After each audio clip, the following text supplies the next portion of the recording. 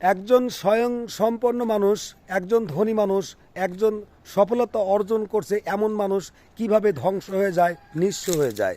তার প্রধান কারণ হচ্ছে জুয়া খেলা, মদ খাওয়া, নারী এবং বিভিন্ন জায়গায় বিভিন্ন মানুষের সঙ্গে খারাপ ব্যবহার করা,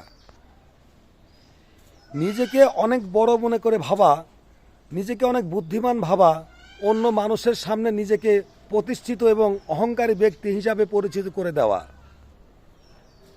নিজের ভুল সিদ্ধান্তটাকেই সঠিক বলে মনে করা, অন্যায় বিচার করা এবং ধনীদেরকে সমর্থন করা, অসৎ বন্ধু বান্ধবের সঙ্গে সঙ্গ দেওয়া এবং অসৎ মানুষের ক্ষমতা দেখানো এবং ইনকামের অহংকার করা। যদি আপনার ইনকামটা বেশি হয়, সেক্ষেত্রে যদি আপনি অতিরিক্ত আকারে টাকা পয়সার অহংকার করতে থাকেন, তাহলে আপনার সব কিছু শেষ হয়ে যাবে। এক পর্যায়ে দেখা যাবে আপনার কিছুই নাই, আপনি রাস্তার ফকির হয়ে যাবেন। এটাই বাস্তব।